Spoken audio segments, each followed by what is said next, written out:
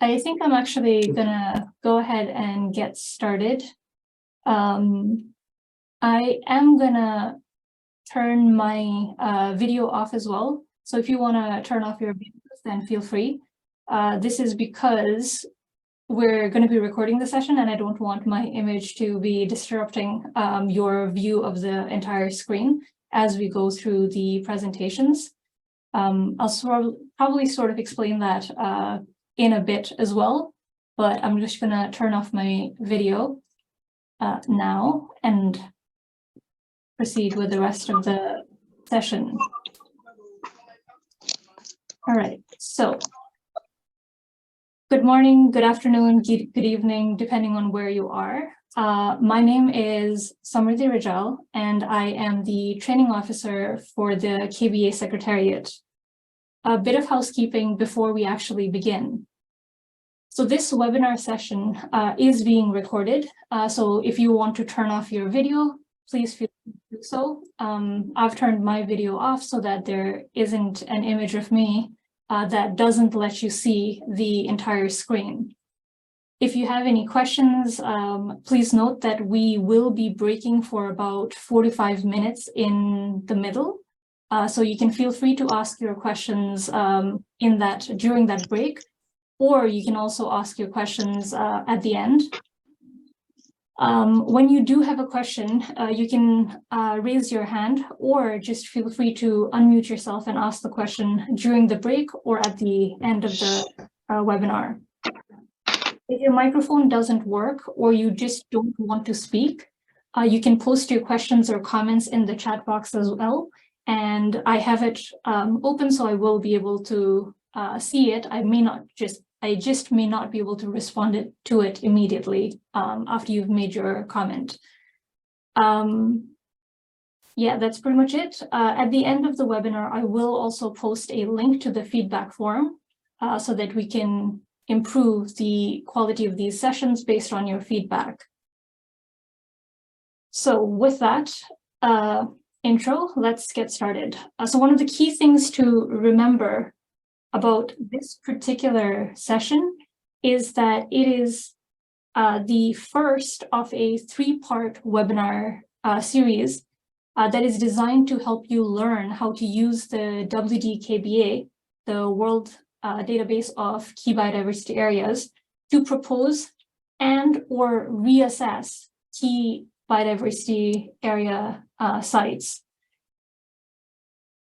As such, the main purpose of this particular webinar is to just help set expectations as you begin the process of just thinking about proposing a site to be a KBA. So if you have already started the proposal process, some of the information that we go over today may feel unnecessary. The key target audience for this session and the KBA webinar series are prospective proposers and NCG members who may have completed the online or in-person training, but are unsure about what the process actually looks like and what type of information is required in the KBA proposal. So by the end of the session, you should be able to outline some of the key questions that you need to consider before you even start the proposal process. Outline the stages of the proposal process, as well as identify some of the key actors involved in those stages. You'll also be able to list a few types and sources of evidence that are accepted by the Secretariat. And finally, you'll also be able to navigate the KBA guidelines to find information that is appropriate or that you're looking for. So with that being said, before you actually start the process of proposing a site, I've listed out a few key questions that you will need to start thinking about. So basically consider these questions to be part of the pre-proposal process. So before you even submit the proposal, you may want to discuss some of these at least with your regional focal points to fully understand what the KBA nomination standards are. So one of the first questions that you will have to consider is whether the IUCN Species Information System recognizes your species of interest and what its taxonomy is.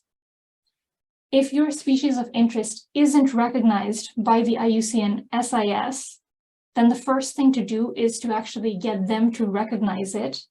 And you can, the first step to getting them recognized is actually reaching out to your RFP, because they'll be able to provide you with more support on how to do this.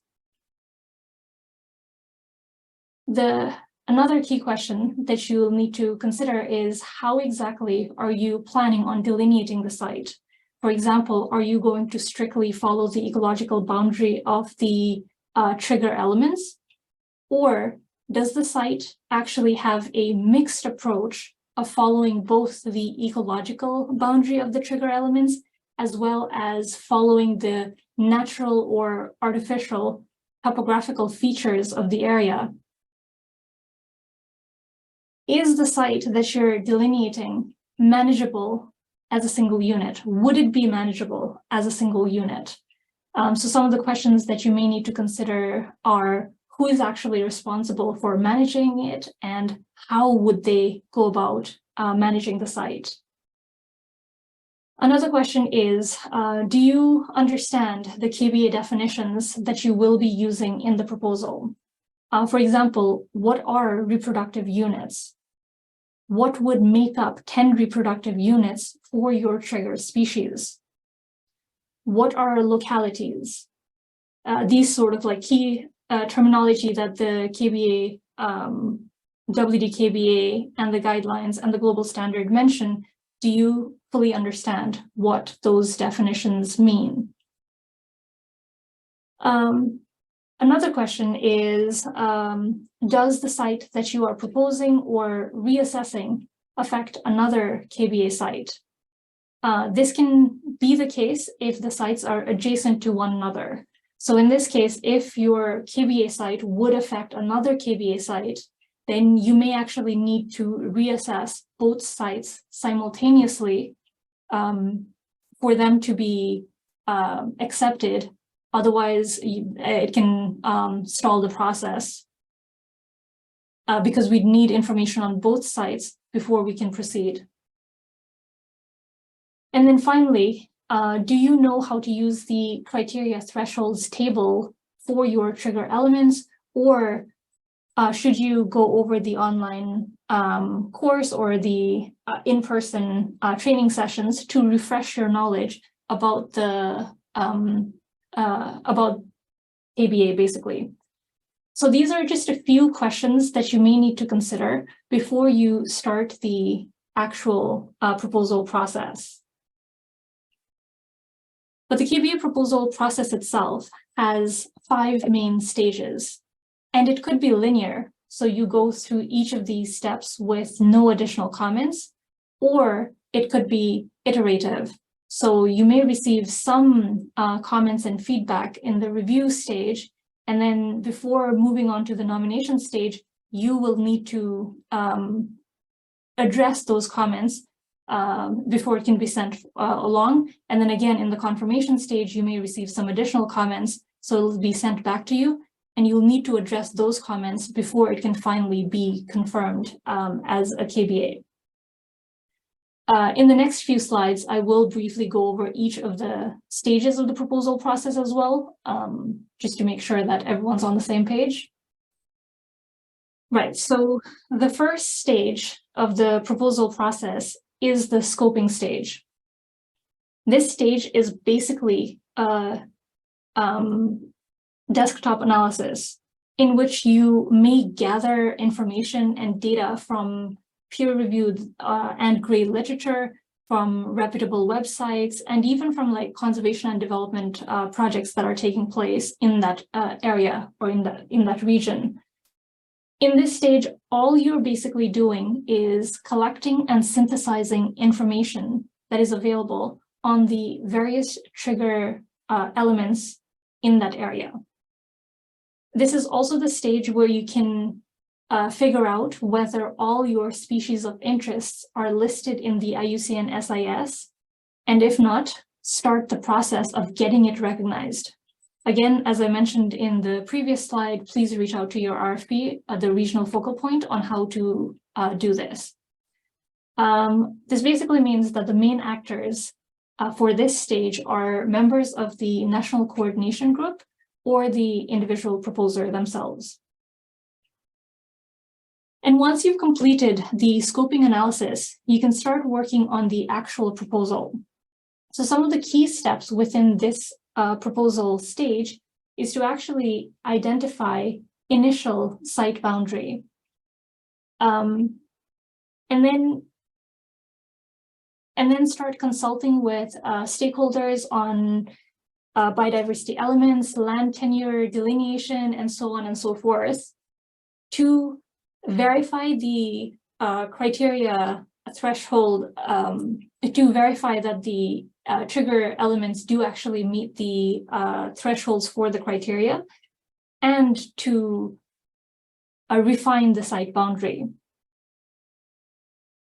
You will also need to confirm the presence of the trigger elements at this stage.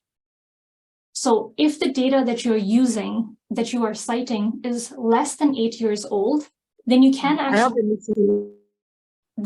actually use the data that you are citing as evidence of presence.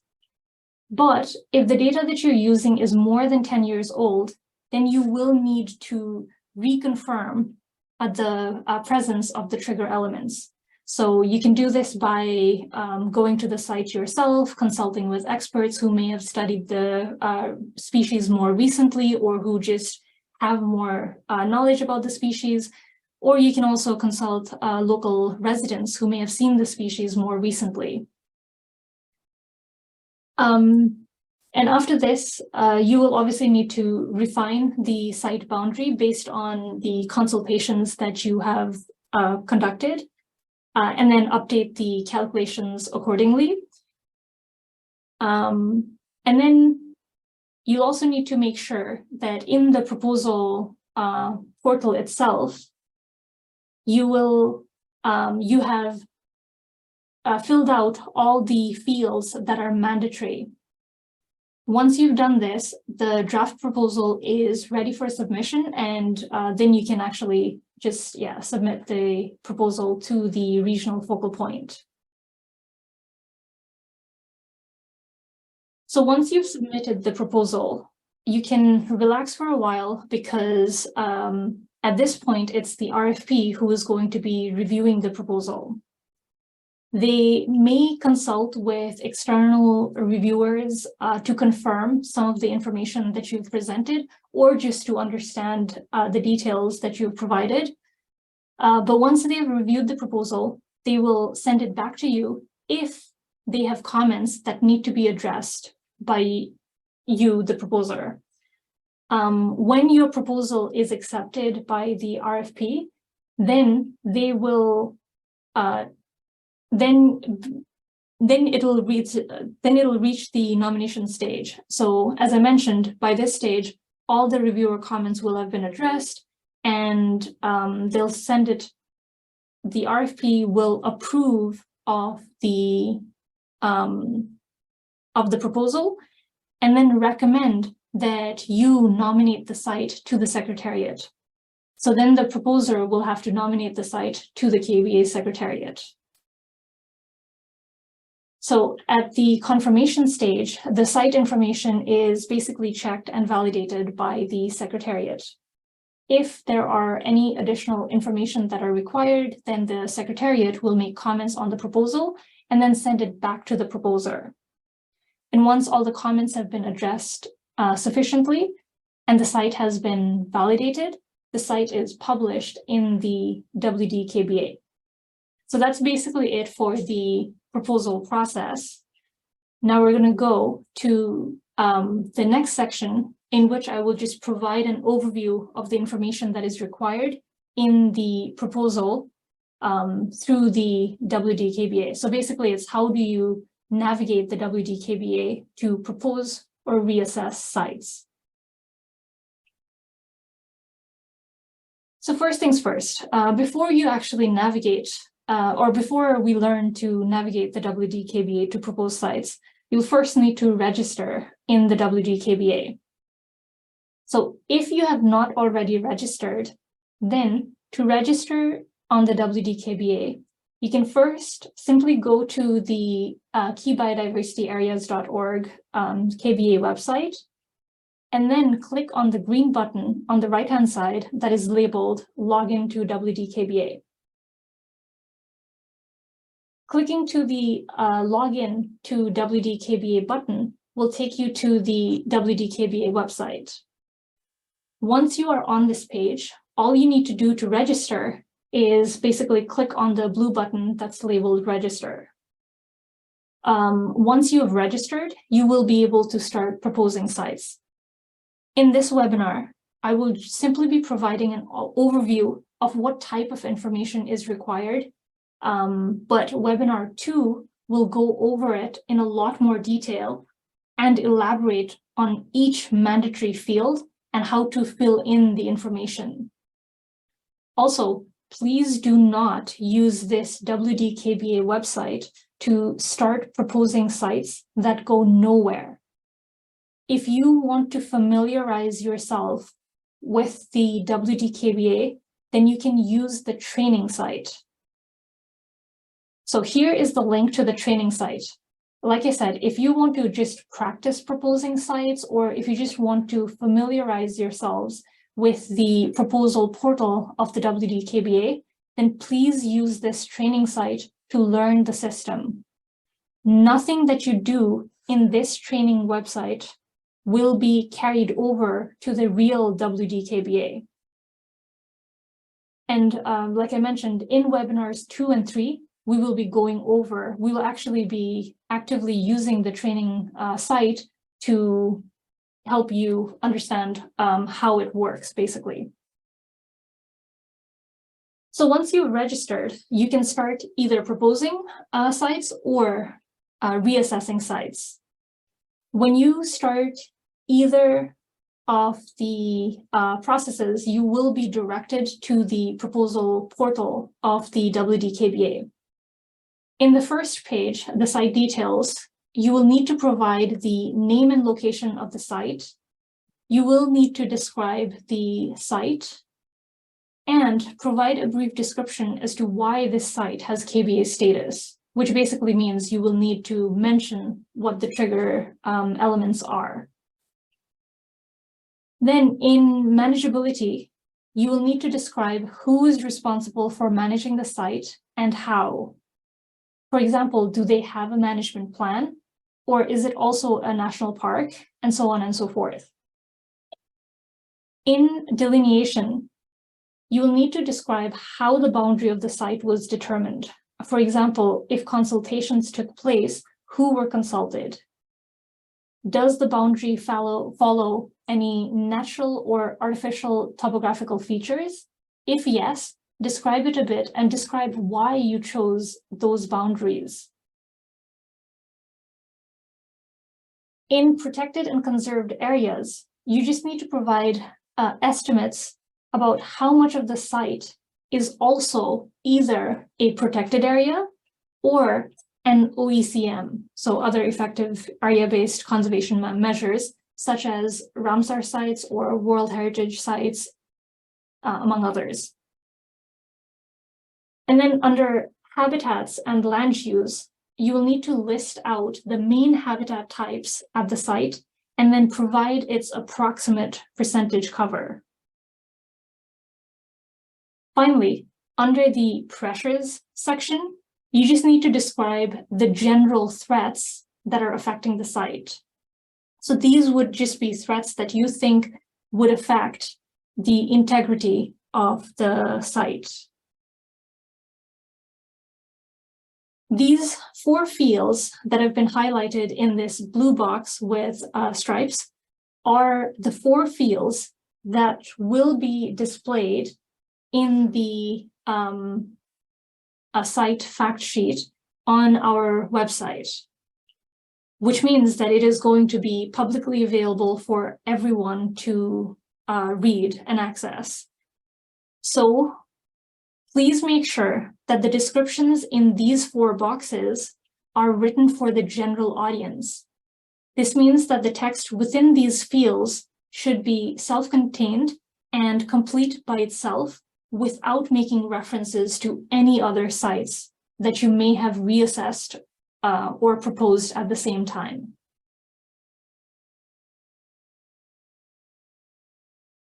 So the About page of the proposal captures information about what criteria you, the proposer, will be applying for this site, including criteria that you were thinking about applying, but in the end, there were no trigger elements that were identified, so you ended up not actually using it.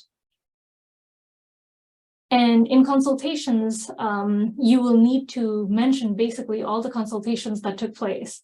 So you may need to specifically mention the names and email addresses of the people in case there is need for follow-up. However, before listing out the names and emails of people, you have to make sure that they have consented to providing their details. Because even though their names and contact details will not be widely available in the database, it will still be visible to the regional focal points who are reviewing the proposal and the secretariat staff who will be validating the site. So please make sure that you do get their consent before you provide their names and emails. And then next up is stakeholders. Here, you will need to list out the groups of stakeholders whom you consulted in the proposal process. Again, please ensure that the people whom you consulted have consented to providing their details. And then finally, in this page, there is an optional field in which you can list out the names and emails of potential external reviewers whom you would recommend that the RFP reach out to. This is optional, so obviously you don't need to actually fill it in, but it can help the RFP identify taxonomic experts in the field if they need additional support. So in the assessment page, there are 3 categories of information that you can provide. First off, in the species assessment, you will first need to actually add the species that is the trigger, that is the potential trigger. And then you will need to fill out the assessment page for that particular species. When you're filling out the assessment page, you will need to input global and site level data.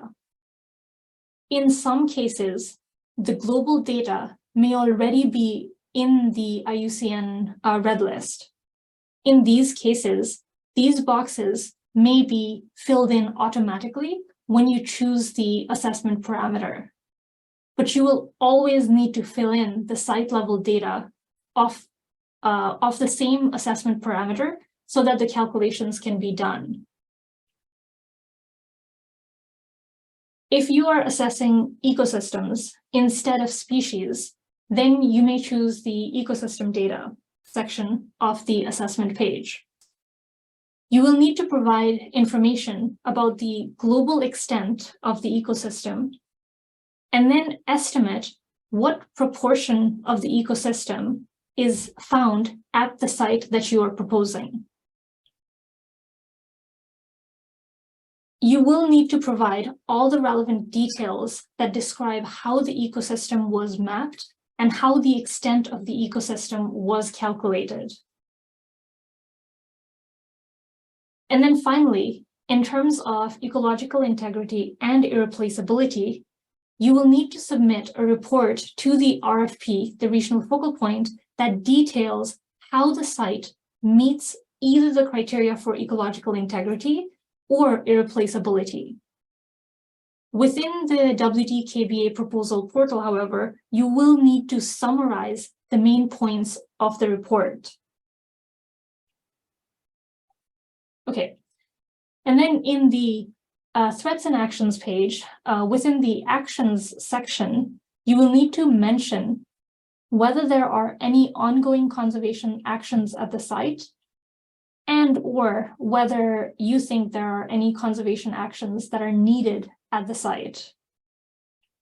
And then finally, under threats, well, there are 3 levels of threat that we ask for, going from a very broad general threats that are labeled level 1 through to much more specific and narrower threats, level 3. After narrowing down the types of threats, you will also have to mention the time frame of the threat. For example, was the threat something that only happened in the past? Is it still ongoing? Or is this a threat that is expected to occur only in the future? And then finally, in the 5th and final page of the WD-KBA proposal portal criteria met page, you can basically see the calculations for the trigger elements based on the information that you provide in the assessment page. So if you find that a potential trigger element, so if one of the species here, for example, does not trigger the expected KBA criteria on this page, in this column, then please review the information that you've provided in the assessment page, because unless all mandatory fields are completed, the no KBA criteria will be triggered for that particular species. So here's a good place for you to check whether you've provided all the mandatory information or not. So basically, we are about halfway through. Do you have any questions regarding either the proposal process or the introduction to the WD-KBA proposal portal? And I will also take this time to see if there are any comments in the chat box. Thanks, Tom, for answering some of those. Yes, yeah. Yeah, like Tom said, these webinars are being recorded so that they can be uploaded in our YouTube channel. So it will be made available to everyone.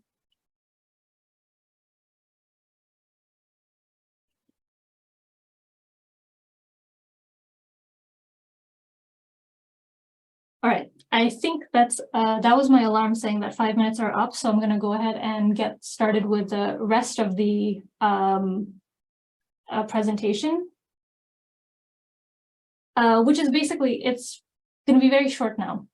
So now I'll introduce the types of sources that you can cite in the KBA proposal form and how to actually incorporate it in the text.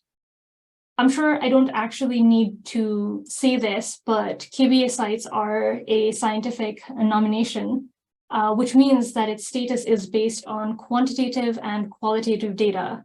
So as such, as with all other scientific and academic works, KBA site proposals also require citations that make sense when you make any factual statement. So whenever you have quantitative or qualitative data that you are referring to, you will need to have a source that backs up that statement. But what does it mean that the citations have to make sense? Well, basically what we mean is that we're not prescribing any strict citation style requirement, but all the documents and the conversations that you cite within the document should be trackable. That means that we should be able to either find it or communicate with the person or people that you consulted. So please provide links to documents whenever possible. And if there is no link to the document, then just email the PDF copy of that supporting document to the RFP. So like I mentioned, your sources can be peer-reviewed publications such as journal articles, essays, or books. You can also use gray literature such as conservation or development project data.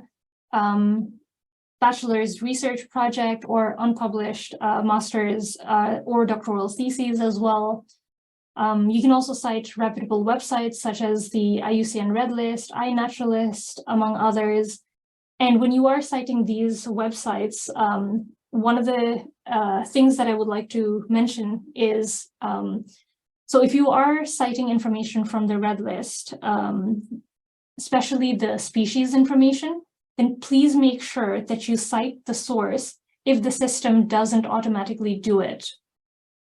So the citation information is available just under the species abstract. So please make sure that you use this information to cite the Red List whenever you're using species information from the Red List.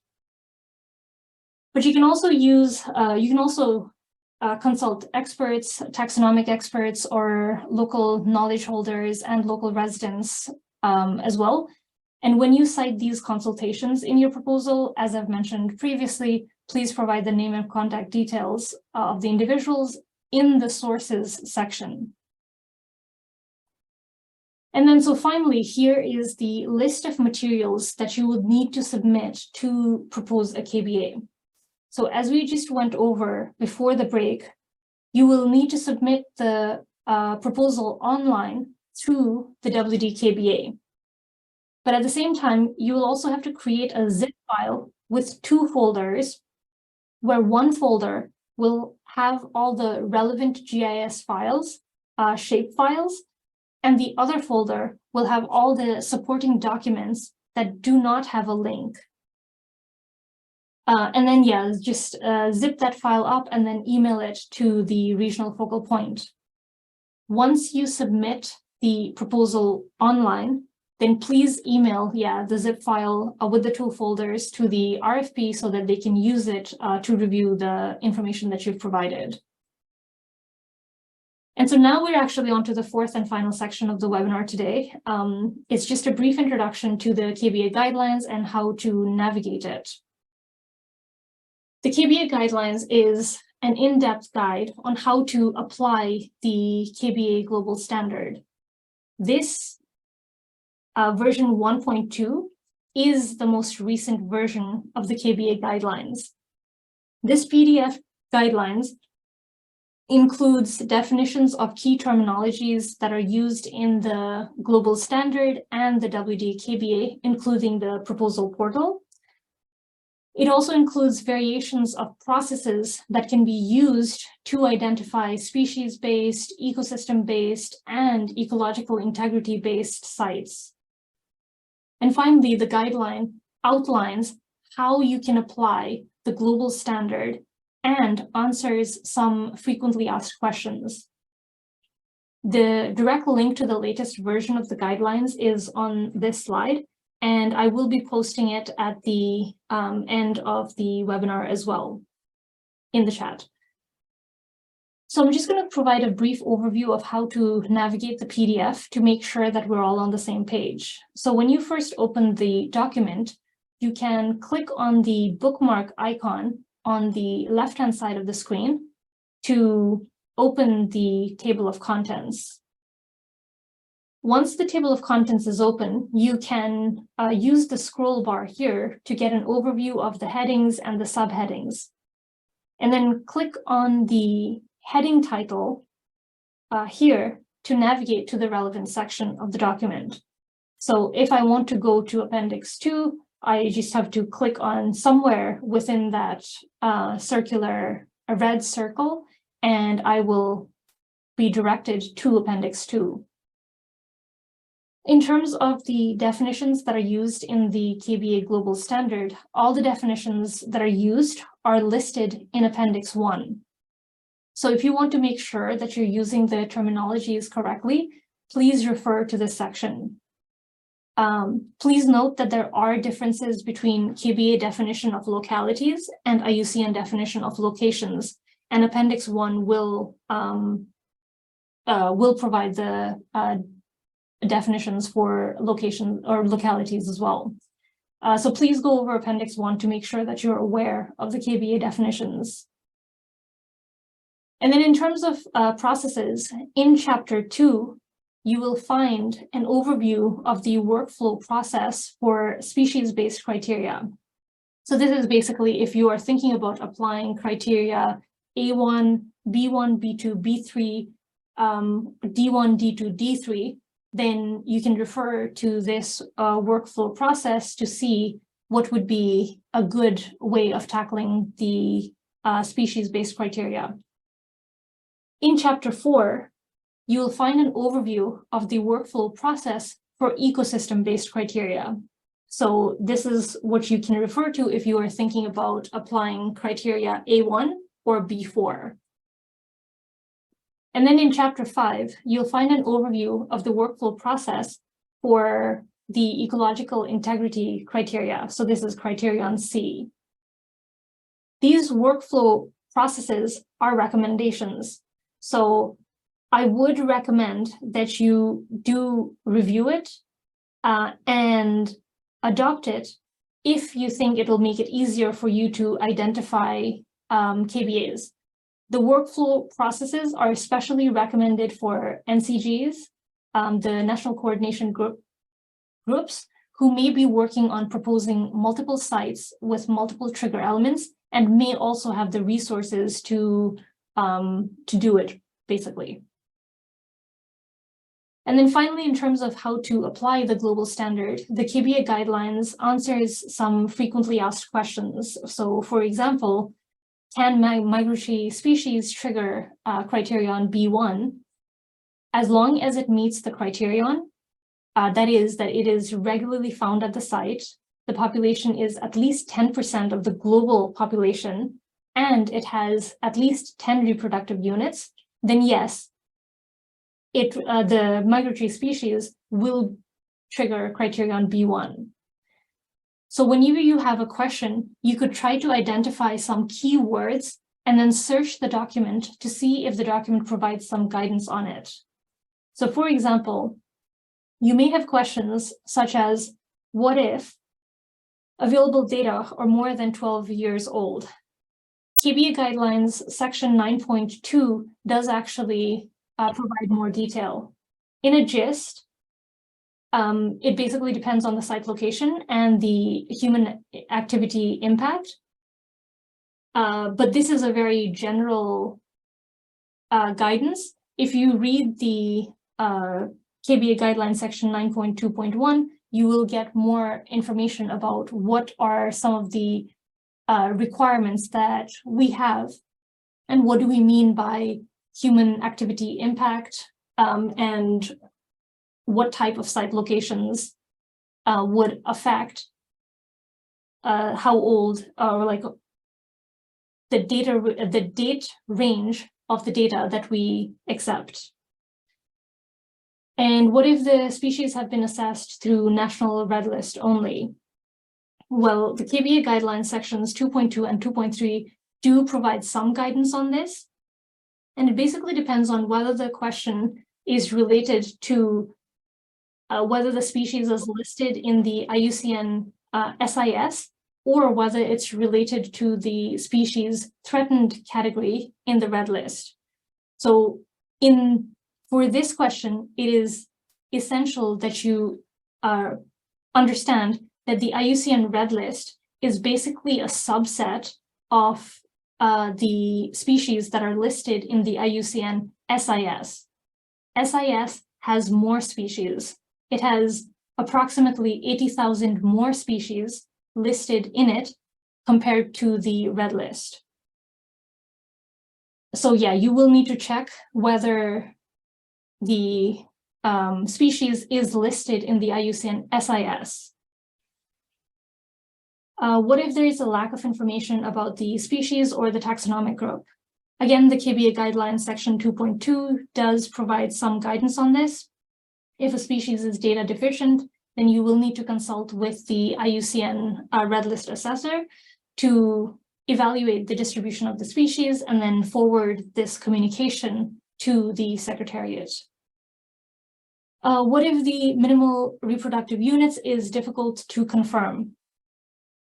KBA guidelines section 9.2.3 refers to this or mentions this, the same thresholds apply regardless of the taxonomy of the species. However, data can be extrapolated to figure out whether the reproductive unit threshold would actually be met at the site. So for more information on how to actually do this, please refer to the KBA guidelines. And what if we have non-red list data? Again, as I mentioned, KBA guidelines sections 2.2.1 does mention that you can submit non-red list data to the relevant red list authority, and then with their acceptance be applied to the KBA. And when we say with their acceptance, you just need to show that you've been in communication with them and they have approved of it. So even if it isn't uploaded onto their website yet, if you show us evidence that it's gone through the process and it has been approved by them, then that information will be accepted. So that's basically it for the webinar. The QR code on the side is for the feedback survey. I will also be posting a link to the survey in the chat, so you can use either of those to give your feedback. Yeah, so thank you. And now I'm going to stop sharing screen so that I can copy paste some of the links that I referenced into the chat. So this will include the contact information for the regional focal points, the English version of the KBA guidelines, the link to the training website, as well as the link to the feedback form.